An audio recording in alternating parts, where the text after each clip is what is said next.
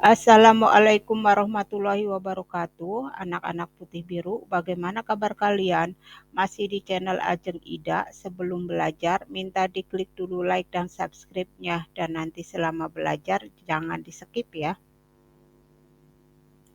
Anak-anak putih biru, sekarang kita belajar mata pelajaran IPS kelas 8, tema 3, yaitu nasionalisme dan jati diri bangsa. Dan materi belajar kita sekarang adalah penjelajahan samudra, kolonialisme, dan imperialisme di Indonesia. Ini merupakan materi pada semester genap dan kurikulumnya kurikulum merdeka. Anak-anak putih biru, ini alur pembelajarannya. Jadi nanti akan kita pelajari. Yang pertama, bagaimana pengaruh kondisi geografis terhadap penjelajahan samudra. Yang kedua, bagaimana kehidupan masyarakat Indonesia pada masa kolonialisme dan imperialisme. Dan yang ketiga, bagaimana perubahan masyarakat akibat penjajahan bangsa Barat dan pendudukan Jepang. Anak-anak putih biru, ayo kita belajari bersama-sama. Indonesia dikenal sebagai daerah penghasil rempah-rempah. Rempah-rempah dicari bangsa Eropa karena manfaatnya sebagai penghangat dan bisa dijadikan pengawet makanan. Selain karena harganya yang sangat mahal, memiliki rempah-rempah menjadi simbol kejayaan seorang raja pada masa itu. Dari faktor-faktor tersebut, banyak bangsa Eropa yang berusaha untuk menemukan daerah penghasil rempah-rempah, salah satunya Indonesia. Anak-anak putih biru, yang pertama kita pelajari bagaimana pengaruh kondisi geografis terhadap penjelajahan samudra. Berdasarkan geografisnya, Indonesia terletak di antara dua benua, yaitu benua Asia dan benua Australia.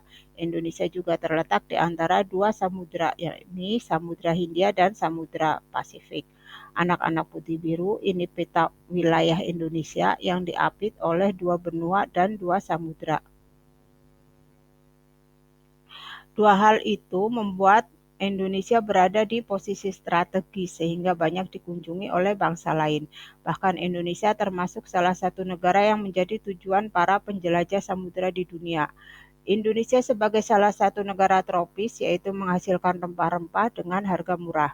Rempah-rempah di Indonesia murah karena mudah didapatkan. Dengan kondisi geografis yang mendukung pertanian rempah-rempah inilah bangsa Eropa memutuskan untuk menjadikan Indonesia tujuan penjelajahan samudera. Karena misi penjelajahan samudera semakin dikembangkan untuk memperkaya negara-negara Eropa tersebut, Indonesia akhirnya menjadi negara jajahan. Berkaitan dengan kedatangan bangsa Eropa atau bangsa Barat ke Indonesia pada abad ke-16, beberapa faktor pendorongnya diantaranya yang A. Indonesia wilayah penghasil rempah-rempah. Keunggulan lokasi Indonesia berbagai macam tumbuhan dapat tumbuh dengan baik. Salah satunya adalah rempah-rempah. Rempah-rempah adalah bagian tumbuhan yang beraroma atau berasa kuat yang digunakan dalam jumlah kecil di makanan sebagai pengawet atau berasa masakan.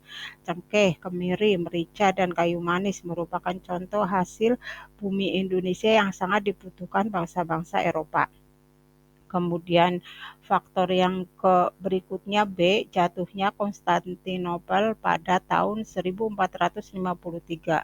Sejarah jatuhnya Konstantinopel bermula dari penyerangan Konstantinopel oleh Sultan Utsmani Muhammad II pada tahun 1453. Konstantinopel adalah ibu kota Kekaisaran Romawi Timur. Konstantinopel juga merupakan pelabuhan transit perdagangan antara Asia dan Eropa. Letak Konstantinopel yang strategis menyebabkan bangsa-bangsa di sekitarnya banyak yang ingin menguasai termasuk umat Islam. Umat Islam termotivasi mengembangkan peradaban Islam dan mengambil wilayah strategis seperti Konstantinopel untuk mempermudah penyebaran Islam. Jatuhnya Konstantinopel kekuasaan Turki Utsmani atau Ottoman membuat riwayat Kekaisaran Romawi berakhir. Jatuhnya Konstantinopel juga membuat perdagangan dikuasai para pedagang Islam. Ibu kota berganti nama jadi Istanbul yang berarti tahta Islam. Jatuhnya Konstantinopel ke kekuasaan Turki Utsmani membawa dampak bagi bangsa-bangsa Eropa yang menjadi kesulitan terutama dalam bidang perdagangan. Penyebab kesulitan bangsa Eropa setelah jatuhnya Konstantinopel sebagai berikut.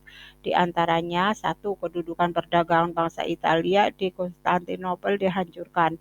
Dua, daerah Konstantinopel tertutup untuk perdagangan. Tiga, Konstantinopel tidak boleh dijadikan sebagai lintas dagangan dari Asia. Kebijakan pemerintah Turki Utsmani ini mengancam kehidupan ekonomi bangsa Eropa Barat dan Eropa Timur, seperti saat perpindahan bangsa di Eropa akibat serangan pasukan Islam. Kemudian faktor yang C, revolusi industri. Revolusi industri adalah perubahan pembuatan barang-barang industri yang semula dikerjakan dengan tenaga manusia diganti tenaga mesin.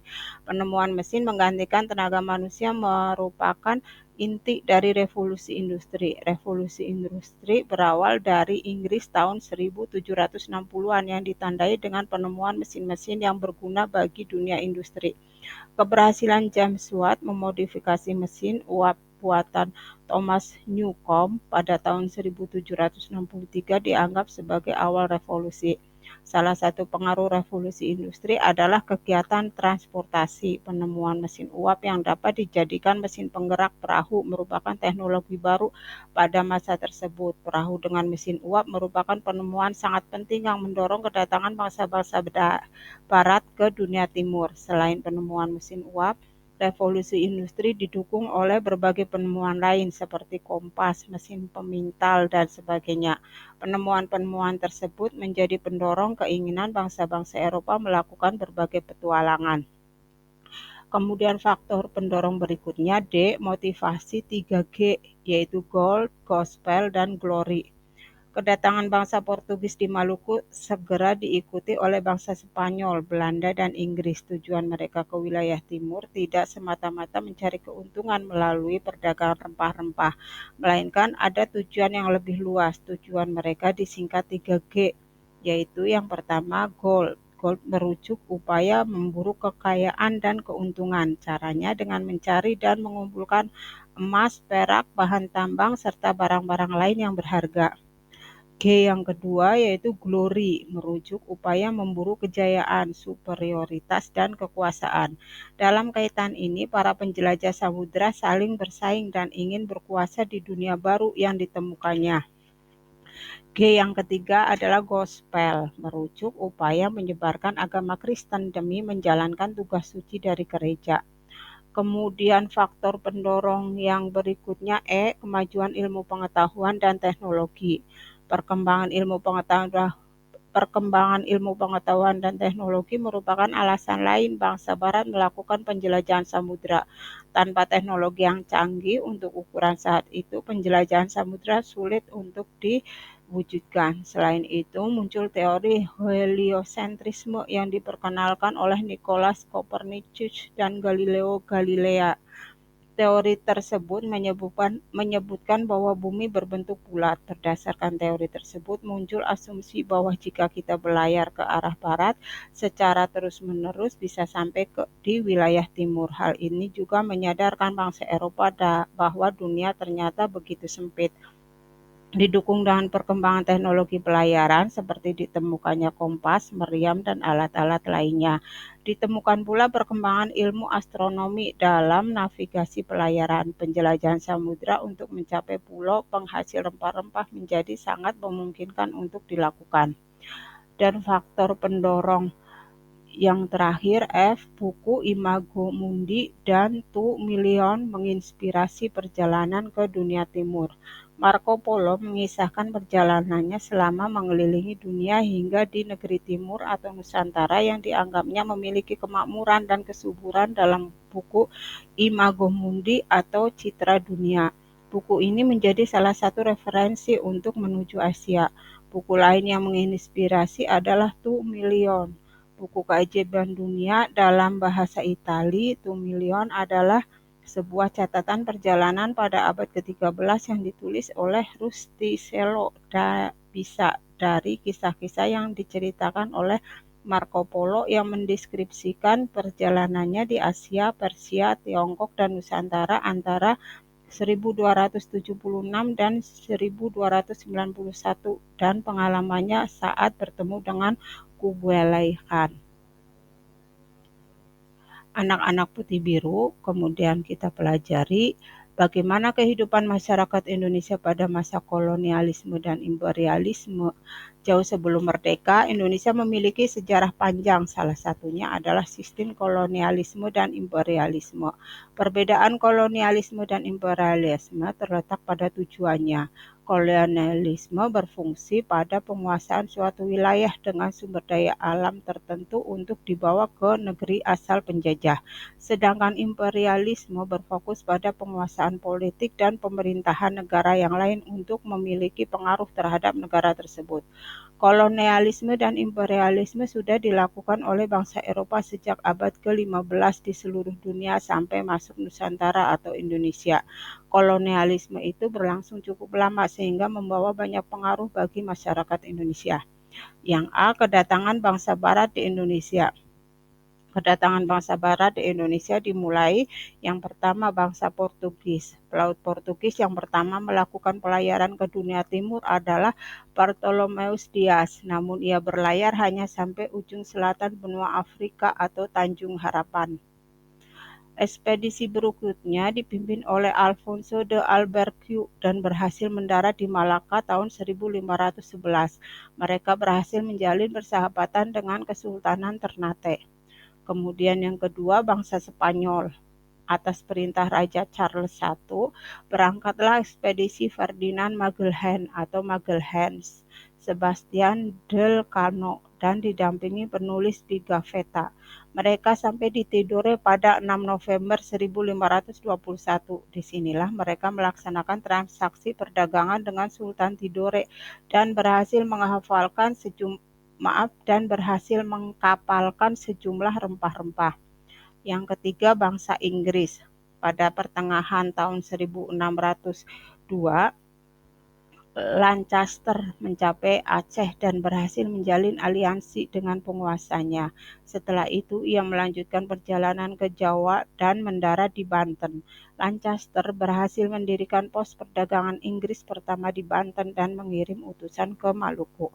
Yang keempat, bangsa Belanda dan penguasaan Jayakarta. Orang Belanda pertama yang berusaha mencari wilayah Indonesia adalah William Barents. Cornelis de Houtman adalah orang kedua yang memulai pelayaran mencari Indonesia bersama 4 kapal lainnya pada 2 April 1595. Rombongan de Houtman sampai di Banten pada 23 Juni 1596. Mereka awalnya disambut baik oleh Sultan Banten. Namun mereka bertingkah seenaknya sehingga pihak keamanan Banten mengusir rombongan de Houtman. Cornelis de Houtman kembali melakukan pelayaran ke Indonesia dan mendarat di Aceh. Walaupun upaya untuk mendapatkan rempah-rempah gagal, pelayaran de Houtman tidak sia-sia karena menginspirasi pedagang lain untuk datang ke Indonesia. Kemudian yang B, masa kolonialisme dan imperialisme. Masa kolonialisme berkaitan dengan munculnya kongsi dagang VOC di Indonesia. Pengaruh ekonomi VOC semakin kuat dengan dimilikinya hak monopoli perdagangan. Masa inilah yang menjadi sandaran perluasan kekuasaan Belanda pada perjalanan sejarah selanjutnya. Yang pertama, lahirnya VOC, Kongsi Dagang Belanda. Keberhasilan menemukan jalur pelayaran menuju Indonesia menjadikan kongsi-kongsi dagang Belanda berbondong-bondong datang ke Indonesia. Mereka bersaing sesama kongsi dagang Belanda. Mereka juga harus menghadapi kongsi dagang Spanyol dan Portugis. Akibat persaingan itu mereka menjadi merugi. Atas usul Johan van Oldenbarnevelt, pada bulan Maret 1602 dibentuk kongsi dagang besar dengan nama Verenigde Oost-Indische Compagnie atau disingkat VOC. Peter Both pada tahun 1602 sampai 1614 adalah Gubernur Jenderal VOC pertama. Peter Both lebih memilih Jayakarta sebagai basis administrasi dan perdagangan VOC daripada pelabuhan Banten. Hal ini karena di Banten lebih banyak berdiri kantor dagang pesaingnya yaitu milik Portugis, Spanyol, dan Inggris, sedangkan Jayakarta masih sepi. Ketika Jayakarta menjadi pelabuhan yang ramai, VOC mulai serakah dan menerapkan monopoli perdagangan. Hal inilah yang kemudian menyulut konflik antara Pangeran Jayakarta dengan VOC. Pasalnya monopolinya sangat merugikan rakyat Indonesia. Yang kedua, pengaruh monopoli dalam perdagangan. Tiga tujuan pokok Belanda mendirikan VOC pada tahun 1602 sebagai berikut. Yang pertama, menghilangkan persaingan yang akan merugikan para pedagang Belanda. Dua, menyatukan tenaga untuk menghadapi persaingan dari bangsa Portugis dan pedagang-pedagang lainnya di Indonesia. Tiga, mencari keuntungan yang sebesar-besarnya untuk membiayai perang melawan Spanyol. Pada awalnya, VOC meminta keistimewaan hak-hak dagang, akan tetapi dalam perkembangannya menjadi penguasa pasar atau monopoli. VOC menekan para raja untuk memberikan kebijakan perdagangan hanya dengannya. Akhirnya VOC bukan hanya menguasai daerah perdagangan tetapi juga menguasai politik atau pemerintahan. Raja-raja diter Raja-raja ditembaki wilayah Indonesia terpaksa menerima monopoli yang jelas karena kalah dalam melakukan perlawanan. Mereka kalah karena persenjataan yang jauh dari sentuhan modern, juga akibat politik adu domba atau divide et impera yang dijalankan VOC. VOC juga terlibat dalam konflik internal yang terjadi di kerajaan. Pada saat terjadi perang antar kerajaan, VOC mendukung salah satu kerajaan yang berperang. Demikian halnya saat terjadi konflik di dalam kerajaan, VOC akan mendukung salah satu pihak. Setelah pihak yang didukung menang, VOC akan meminta balas jasa di antaranya dalam bentuk monopoli perdagangan atau penguasaan atas beberapa lahan atau daerah. Tiga, pengaruh kebijakan kerja paksa.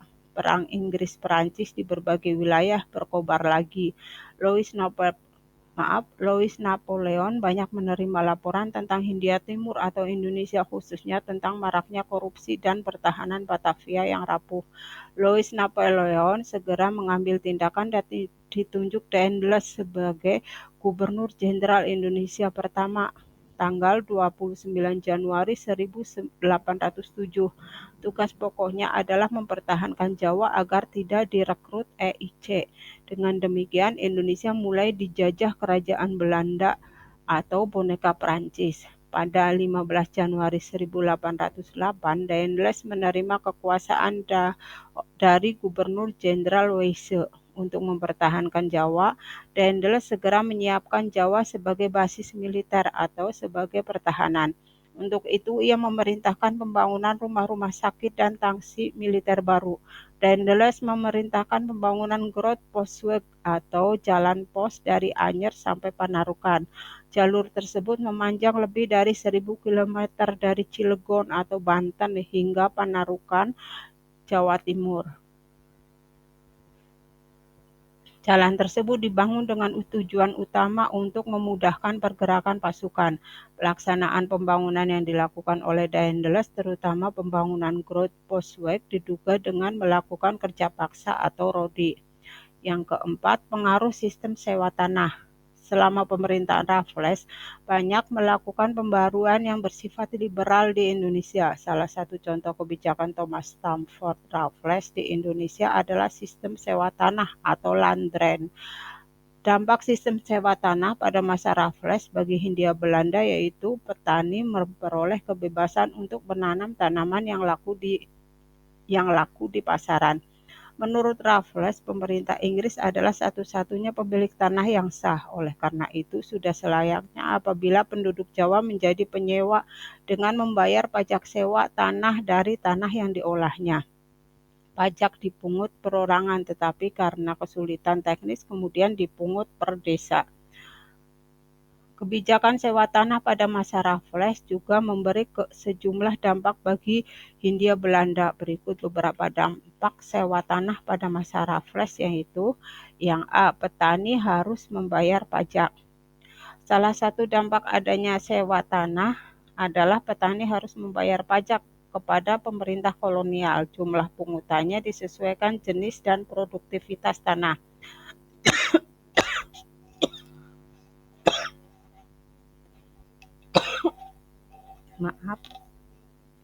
Hasil sawah kelas 1 dibebani 50% pajak, kelas 2 40%, dan kelas 3 33%.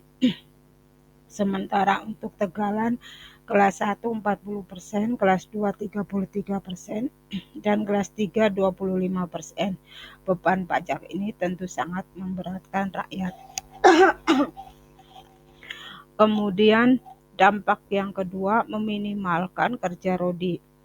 Keberadaan pajak tersebut bukan tanpa sebab, tujuannya adalah menghapus kerja rodi. Namun kenyataan membuktikan bahwa kerja rodi tidak dapat dihapus, melainkan hanya meminimalkan praktek tersebut. Yang C. Petani bebas menanam. Dampak lain dari sistem sewa tanah pada masa pemerintahan Raffles di Hindia Belanda adalah petani memiliki kebebasan untuk menanam tanaman yang laku di pasaran, jadi tidak ditentukan secara paksa. Kemudian yang kelima, pengaruh sistem tanam paksa. Pada tahun 1816 sesuai hasil Traktat London atau Konvensi London tahun 1814, EIC menyerahkan wilayah Indonesia pada Kerajaan Belanda untuk mengatur keadaan di Indonesia yang disebut Hindia Belanda. Kerajaan Belanda membentuk komisaris jenderal. Kemudian Johannes Van den Bos memperkenalkan konsepnya untuk memperbaiki ekonomi negeri Belanda dengan istilah kulturstelsel atau sistem tanam paksa. Kulturstelsel mewajibkan setiap desa menyisihkan sebagian tanahnya untuk ditanami pohon pohon multitas ekspor, khususnya teh, kopi, dan kakao. Cara kerja kulturstelsel, lahan desa yang ditanami tebu, kopi, dan kakao sebagai komoditas ekspor tidak akan dikenai pajak. Hasil panen tersebut wajib dijual ke pemerintah kolonial Hindia Belanda dengan harga yang sudah ditetapkan. Harganya sangat murah, namun tanah desa yang digunakan petani untuk tempat tinggal dan menanam tanaman kebutuhan sendiri dikenakan pajak. Jika ada masyarakat yang tidak punya tanah garapan, ia harus bekerja di kebun milik pemerintah kolonial Hindia Belanda selama 66 hari. Sistem kulturstelsel atau tanam paksa yang dilakukan pemerintah kolonial Belanda menyebabkan berbagai dampak negatif sebagai berikut. Yang A. Kemiskinan. Sistem tanam paksa yang dilakukan pemerintah kolonial terhadap rakyat Indonesia menyebabkan rakyat menjadi semakin miskin. Ini karena penduduk Indonesia hanya bisa menanam komoditas yang terbatas, yakni komoditas yang punya nilai jual tinggi. Hal ini membuat perkembangan ekonomi Indonesia menjadi terhambat karena rakyat sulit memperluas usaha mereka. Sayangnya komoditas ini dijual ke pemerintah kolonial Hindia Belanda dengan harga yang relatif rendah dan tidak menguntungkan rakyat sama sekali. Sistem tanam paksa ini kemudian membuat rakyat yang ikut dalam tanam paksa menjadi tak bisa memenuhi kebutuhannya. Yang B. Timbul kelaparan. Kegiatan tanam paksa menyebabkan kelaparan dan wabah penyakit di mana-mana, sehingga angka kematian pun meningkat tajam. Bahaya kelaparan ini menimbulkan korban jiwa yang sangat mengerikan di beberapa daerah seperti Cirebon, Demak, dan Grobogan. Hal ini mengakibatkan menurunnya jumlah penduduk di daerah itu. Penyakit busung lapar juga terjadi di beberapa daerah. C. Ketergantungan. Dampak negatif sistem tanam paksa selanjutnya adalah rakyat menjadi tergantung pada pengaturan ekonomi Belanda. Selama ajaran ini berjalan, masyarakat Indonesia hanya mengandalkan produksi komoditas pertanian yang disetujui Belanda. Selain itu, roda ekonomi di Indonesia hanya bergantung pada kebijakan ekonomi yang diputuskan oleh Belanda tanpa berdiri sendiri.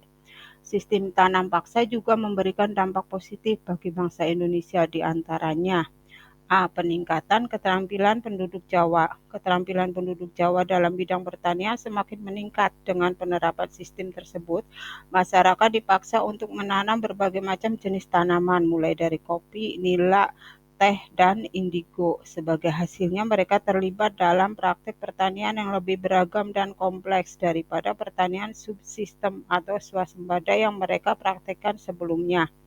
B. Memahami teknik budidaya tanaman.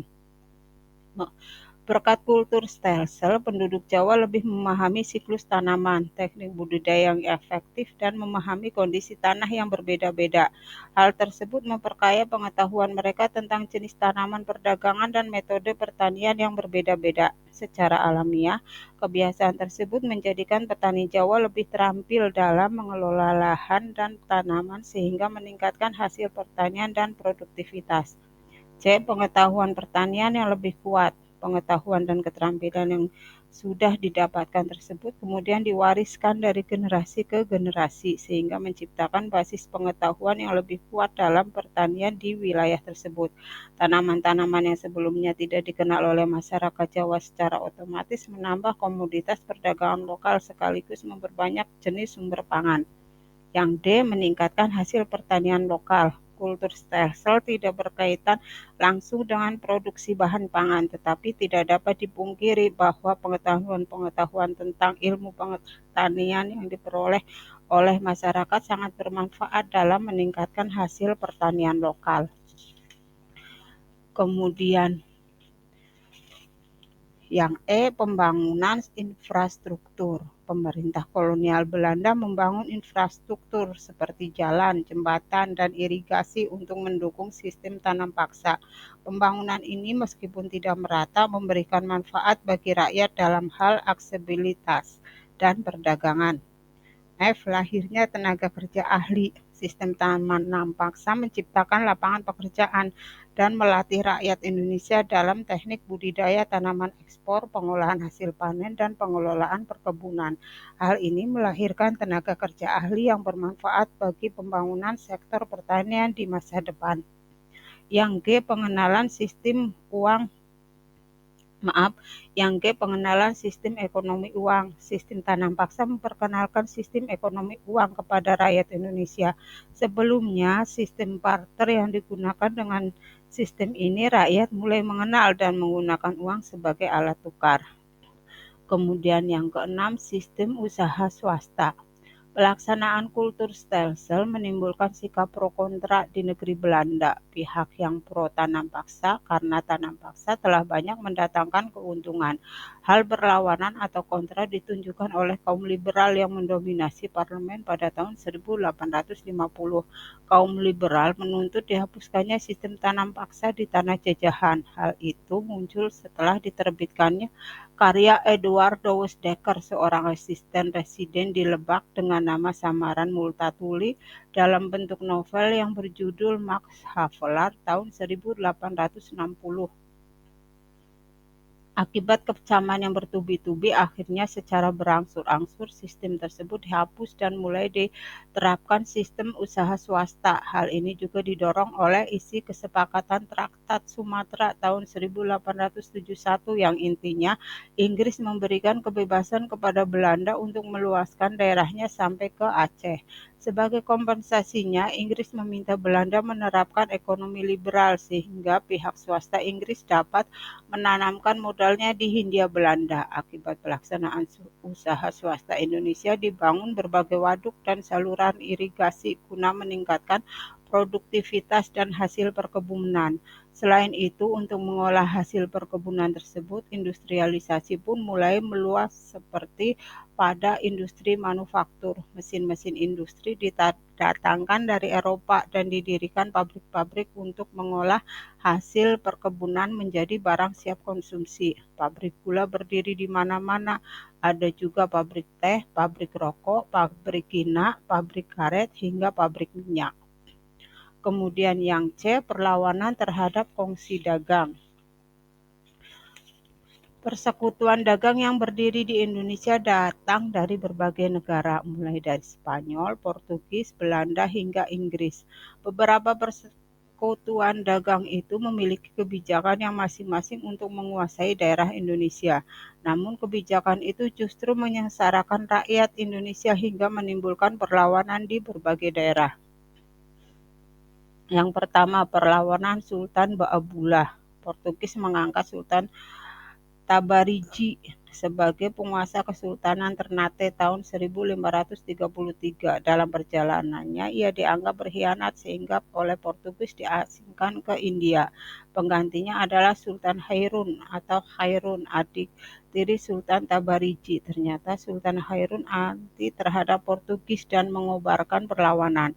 Portugis bertindak licik dalam menghadapinya. Sultan Hairun ditangkap pada tanggal 28 Februari 1570 saat berunding. Perlawanan Ternate berlanjut dipimpin Sultan Baabullah, pengganti Sultan Hairun ayahnya. Benteng Portugis berhasil direbutnya tahun 1575.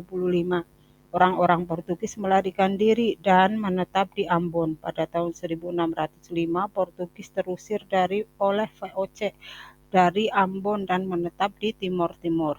Yang kedua, perlawanan Sultan Agung Raja Mataram. VOC membutuhkan Mataram untuk penyediaan bahan makanan bagi para pegawai dan tentaranya. Selain itu, sebagai penyedia kayu jati untuk perbaikan kapal dan perumahan pejabatnya di Batavia. Atas dasar itu, pada awalnya hubungan dagang antara VOC dan Mataram terjalin dengan baik. Bahkan kantor dagang VOC yang pertama di wilayah Mataram adalah di Jepara. Namun hubungan itu memburuk sejak VOC bercokol di Jayakarta yang oleh Sultan Agung dianggap menjadi saingannya. Kemudian sejak itu hubungan antara Mataram dan VOC memanas, namun Sultan Agung belum memberikan reaksi karena perhatiannya masih berpusat pada penaklukan wilayah di Jawa. Bahkan Sultan Agung mencoba memperbaiki hubungan dengan VOC dengan tawaran pengiriman beras, tetapi Sultan meminta agar VOC memberi bantuan angkatan laut kepada Mataram. Bantuan itu akan digunakan oleh Sultan Agung menyerang Surabaya dan Banten yang merupakan dua wilayah di Jawa yang belum dikuasai Mataram. Akan tetapi permintaan Sultan Agung itu ternyata ditolak oleh VOC. Serangan Sultan Agung melawan VOC terjadi dalam dua tahap, yaitu serangan pertama pada 1628 dan serbuan kedua pada 1629. Meski dua serangan itu tidak berhasil, kegagalan mengusir VOC tidak mengubah sikap Sultan Agung. Sampai wafatnya pada 1645, Sultan Agung tidak pernah berhubungan baik lagi dengan VOC. Kemudian yang ketiga, perlawanan Sultan Agung Tirtayasa. Ketika perlawanan berkobar, terjadi perselisihan Sultan Agung dengan putranya Sultan Haji. Pangkal perselisihan karena Sultan Haji khawatir yang dijadikan Sultan Banten oleh ayahnya yaitu Sultan Ageng adalah Pangeran Purbaya, saudara laki-lakinya. Hal itu disebabkan Pangeran Purbaya oleh Sultan Ageng telah diberi kepercayaan mengurusi masalah luar negeri Banten, sedangkan Sultan Haji mengurusi masalah dalam negeri. Perselisihan itu dimanfaatkan VOC untuk memihak Sultan Haji dan menjanjikannya sebagai Sultan Banten. Sultan Haji menyetujui dan melawan ayahnya. Dalam suatu pertempuran, Sultan Ageng berhasil ditangkap oleh VOC dengan bantuan Sultan Haji. Sultan Ageng dipenjarakan di Batavia. VOC berhasil menjadikan Sultan Haji sebagai Raja Boneka di Kesultanan Banten. Dengan demikian, secara tidak langsung, VOC dapat menaklukkan Banten serta memonopoli perdagangan di kawasan pesisir Jawa. Yang keempat, perlawanan Sultan Hasanuddin. Peperangan pertama antara VOC dan Kerajaan Makassar dipicu oleh peristiwa Enkhuizen. Peristiwa ini diawali ketika terjadi Kerajaan Makassar menolak permintaan monopoli oleh VOC. Akibatnya, VOC menawan beberapa bangsawan Makassar di kapal Enkhuizen. Walaupun para bangsawan tersebut dilepaskan, mulai saat itu bibit permusuhan muncul di kalangan bangsawan dan rakyat Makassar. Buktinya pada tanggal 10 Desember 1616 ketika kapal VOC De Endrak merapat di pelabuhan Sombaopu, awak kapalnya dibunuh oleh orang-orang Makassar. Perang besar VOC melawan Makassar dikenal sebagai Perang Makassar yang berlangsung pada kurun waktu 1660 sampai 1669.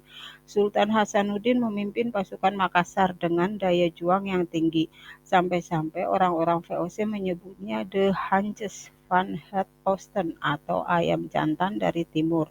VOC dengan dibantu Arupalaka, petinggi kerajaan Bone, dan beberapa petinggi kerajaan Makassar yang berkhianat, akhirnya berhasil mengalahkan pasukan Sultan Hasanuddin. Akibat kekalahan tersebut, Sultan Hasanuddin harus menandatangani Perjanjian Bungaya pada tahun 1667 yang perlawanan terhadap kolonial Hindia Belanda. Di antaranya yang pertama, perlawanan Pattimura. Penyebab terjadinya perlawanan adalah adanya kekhawatiran dan kecemasan timbulnya kembali kekejaman seperti pada masa pemerintahan VOC. Dijalankannya praktek-praktek seperti masa VOC, yaitu monopoli perdagangan dan pelayaran Hongmi. Rakyat dibebani berbagai kewajiban seperti wajib kerja, penyerahan ikan asin, dendeng, dan kopi. Puncak Residen Saparua, Van den Berg menolak membayar perahu yang dipesan pemerintah kolonial. Akibat penderitaan itu, rakyat Maluku bangkit mengangkat senjata dengan didampingi Kapten Pattimura atau Thomas Matulesi. Kolonial Hindia Belanda membujuk Raja Boi sehingga berkhianat memberitahu keberadaan Pattimura. Thomas Matulesi berhasil ditangkap di perbatasan hutan Boi dan Haria pada 1 November 1817. Vonis hukuman gantung dijatuhkan, eksekusi dilaksanakan di alun-alun kota Ambon pada 16 Desember 1817. Yang kedua, Perang Padri. Pada mulanya, Perang Padri merupakan perang antara kaum adat dan kaum Padri. Penyebab perang pertama, adanya perbedaan pendapat kaum Padri dengan kaum adat. Kaum Padri terpengaruh gerakan Wahabi menghendaki pelaksanaan ajaran Islam berdasarkan Al-Quran dan hadis. Kedua, kaum ulama ingin memberantas kebiasaan buruk masyarakat seperti berjudi, sabung ayam, dan mabuk. Belanda menggunakan benteng Stelsel mengepung Bonjol pada tahun 1837. Akibatnya, Imam Bonjol, pemimpin perlawanan, tertangkap dan diasingkan ke Cianjur, kemudian dipindahkan ke Manado hingga wafat tahun 1864. Yang ketiga, Perang Diponegoro. Perang Diponegoro terjadi pada tahun 1825 sampai 1830. Pemicunya adalah penancapan tonggak-tonggak pembuatan jalan rel kereta api. Pada masa itu, Belanda tengah giat-giatnya membangun rel kereta api yang melewati daerah Tegalrejo di Jawa Tengah. Rupanya di salah satu sektor rel kereta api yang dibangun akan tepat melintasi makam dari leluhur Pangeran Diponegoro. Hal inilah yang membuat Pangeran Diponegoro marah luar biasa dan memutuskan untuk mengangkat senjata melawan Belanda. Gubernur Jenderal Belanda menugaskan Lejen de Kock yang menerapkan benteng Stelsel atau sistem benteng untuk memadamkan perlawanan. Lejen de Kock berhasil menangkap Pangeran Diponegoro setelah menipunya dalam sebuah perundingan pada tanggal 28 Maret 1830 di kediaman Residen Kedu di Magelang. Pangeran Diponegoro ditangkap dibawa ke Batavia, kemudian diasingkan ke Makassar sampai meninggal pada tanggal 8 Januari 1855. Yang keempat, Perang Aceh. Kedudukan Aceh sangat strategis di Selat Malaka, sehingga menjadi incaran bangsa Barat untuk menguasainya. Untuk mengantisipasi perebutan atas Aceh itu, Belanda, Inggris menandatangani Traktat Sumatera pada 1871. Melihat gelagat ini, Aceh mencari bantuan ke luar negeri. Kolonial Hindia Belanda yang tersaingi menuntut Aceh mengakui kedaulatannya.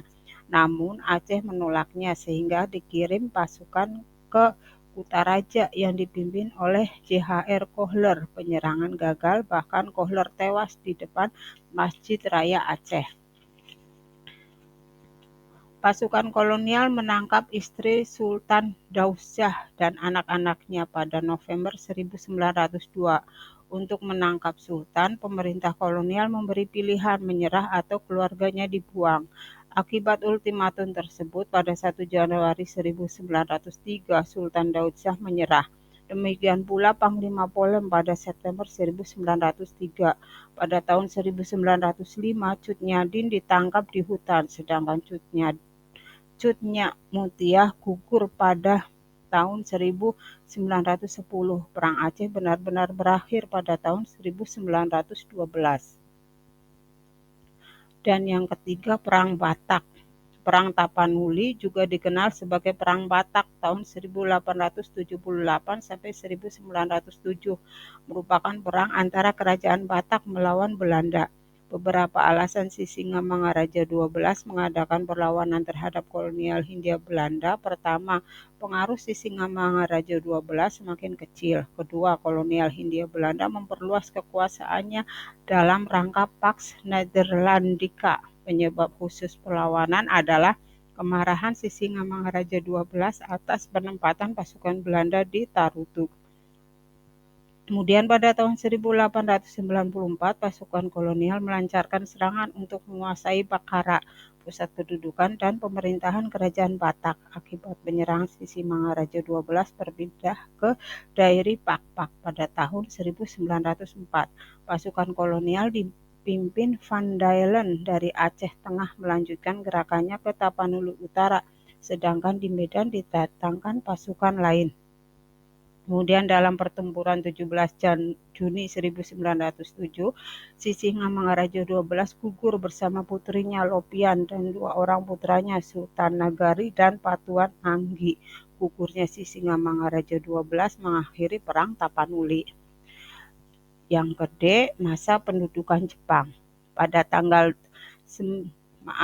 pada tanggal 7 Desember 1941, Kongres Amerika Serikat menyatakan perang terhadap Jepang. 3 hari kemudian, Jerman menyatakan perang terhadap Amerika Serikat. Kondisi ini menjadikan Amerika Serikat tergabung dengan pasukan sekutu dan terlibat pertempuran di Eropa dan Asia Pasifik. Perang Asia Pasifik berpengaruh terhadap pergerakan kemerdekaan negara-negara di Asia Timur termasuk Indonesia. Tujuan Jepang menyerang dan menduduki Hindia Belanda adalah menguasai sumber-sumber alam terutama minyak bumi guna mendukung potensi perang Jepang serta mendukung industrinya. Jawa dirancang sebagai pusat penyediaan bagi seluruh operasi militer di Asia Tenggara dan Sumatera sebagai sumber minyak utama. Jepang berhasil mendarat di Jawa, tepatnya di Teluk Banten pada tanggal 1 Maret 1942.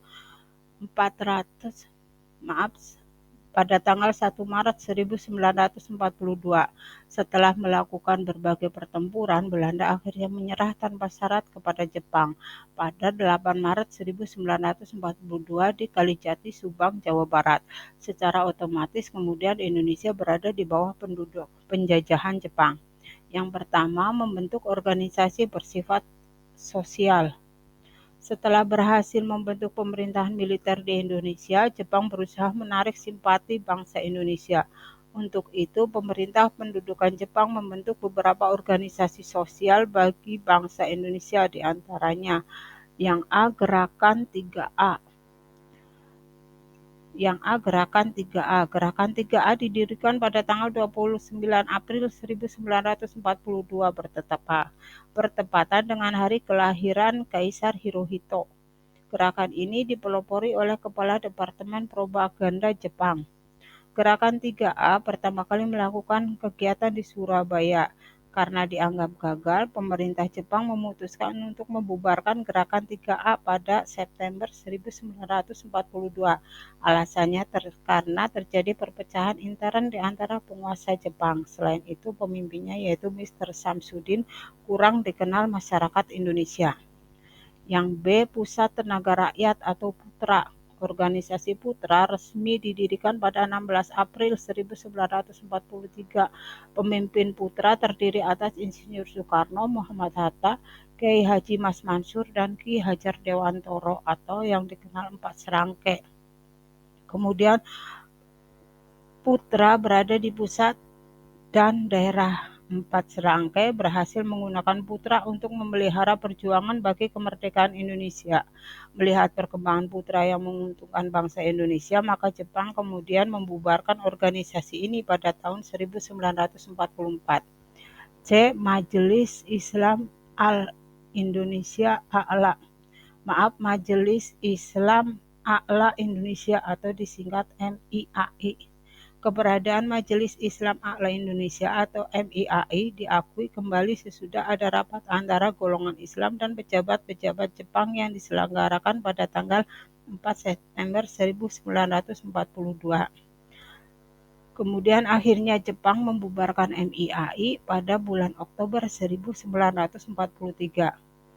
Majelis Syuro Muslim Indonesia atau MASYUMI.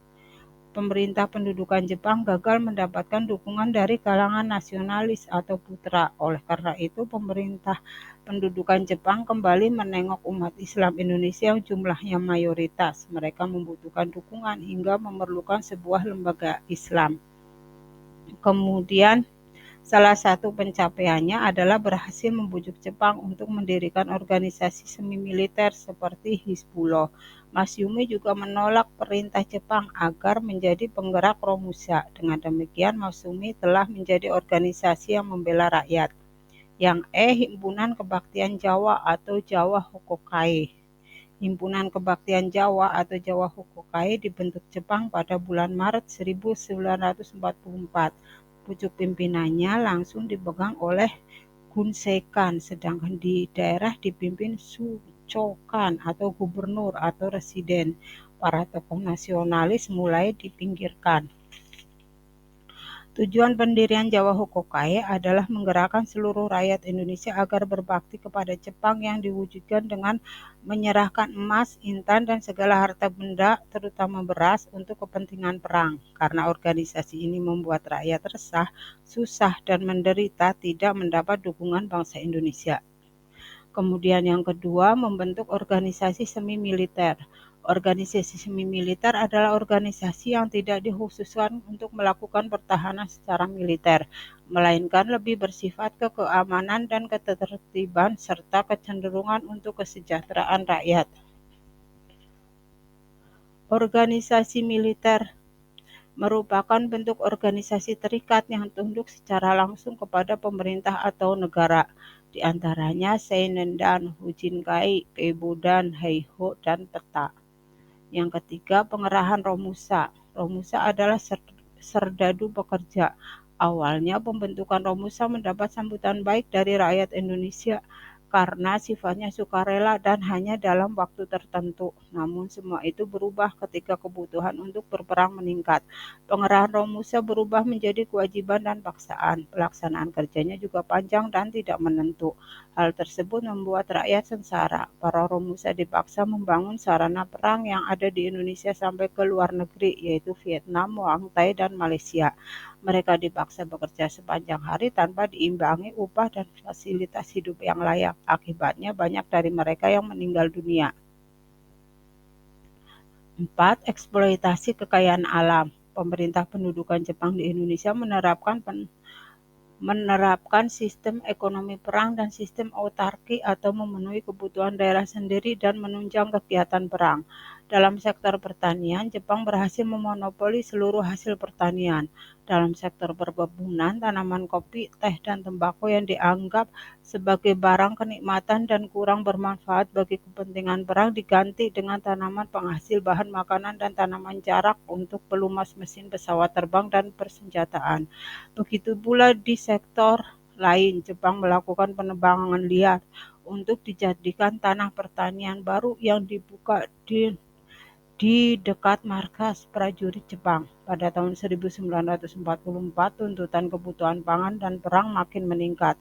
Untuk mencakupi semuanya, dilancarkan kampanye pengerahan barang dan menambah bahan pangan secara besar-besaran yang dilakukan oleh Jawa Hokokai atau Nagyokulian atau Koperasi Pertanian.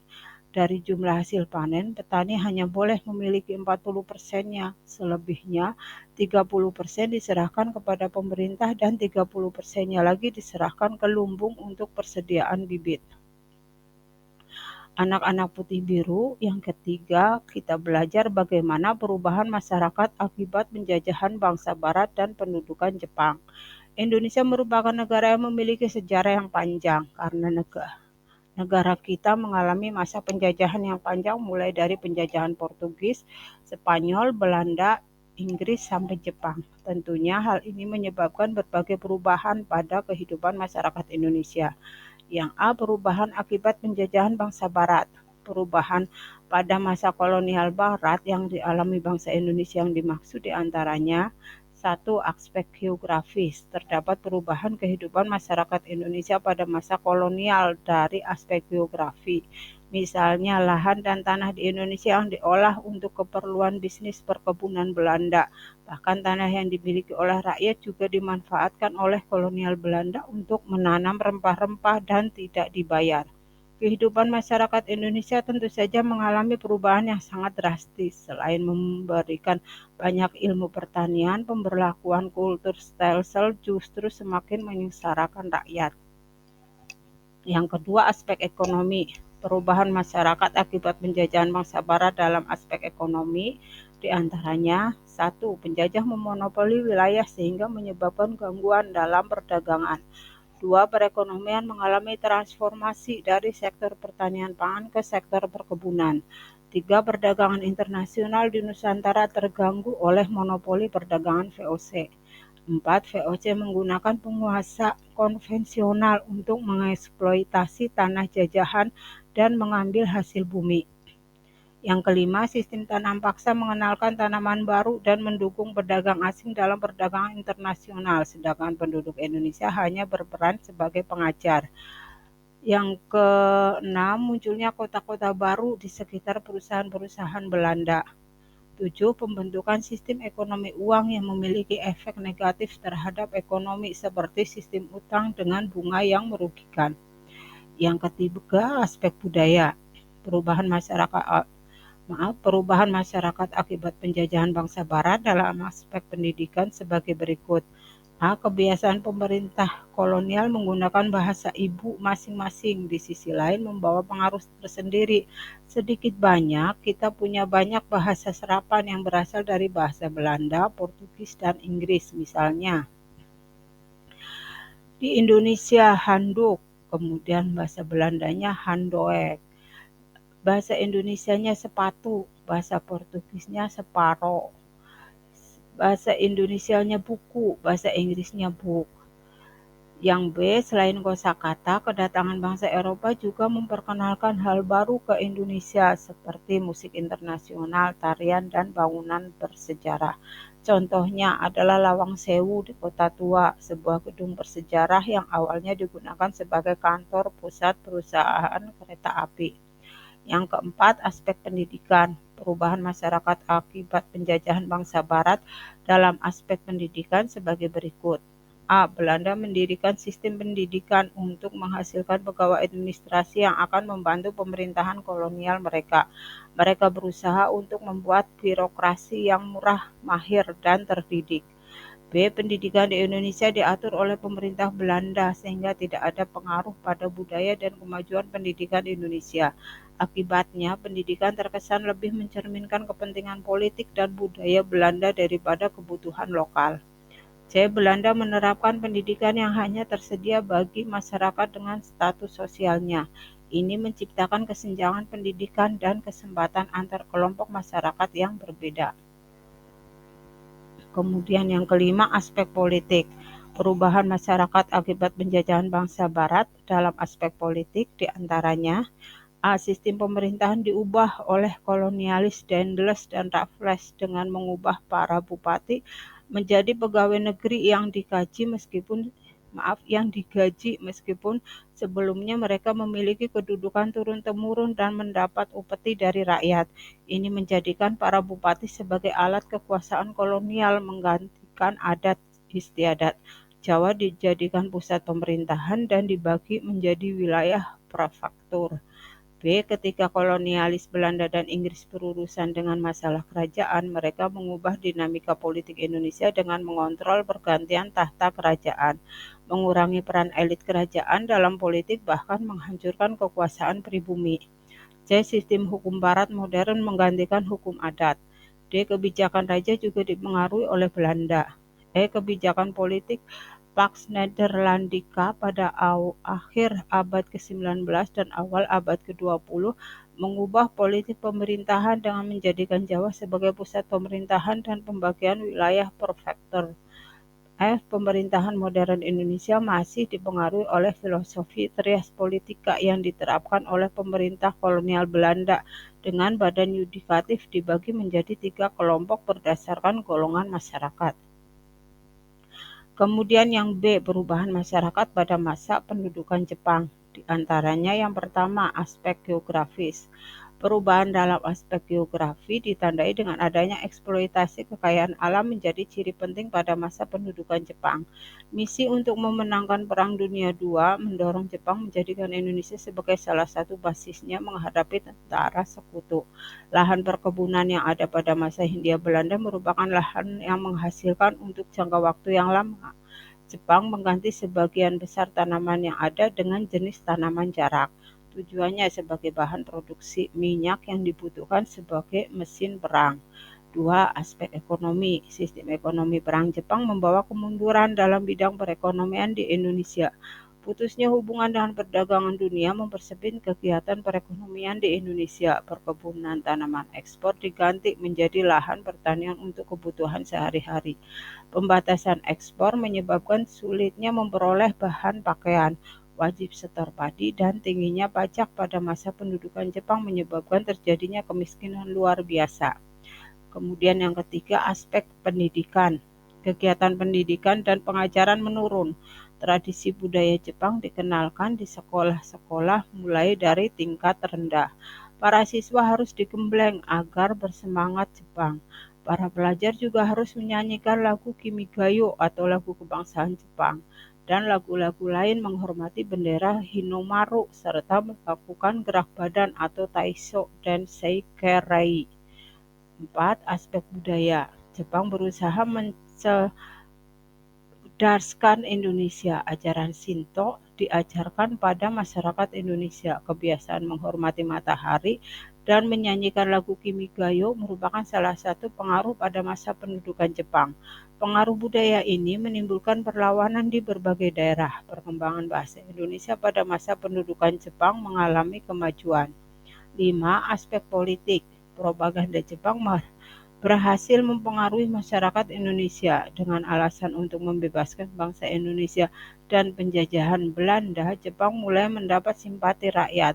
Jepang melarang dan membubarkan semua organisasi pergerakan politik yang pernah ada di masa kolonial Belanda. Anak-anak putih biru, ini latihan soalnya. Kalian bisa langsung kerjakan di komentar atau kalian kerjakan kemudian kumpulkan ke guru mata pelajaran kalian. Selamat mengerjakan.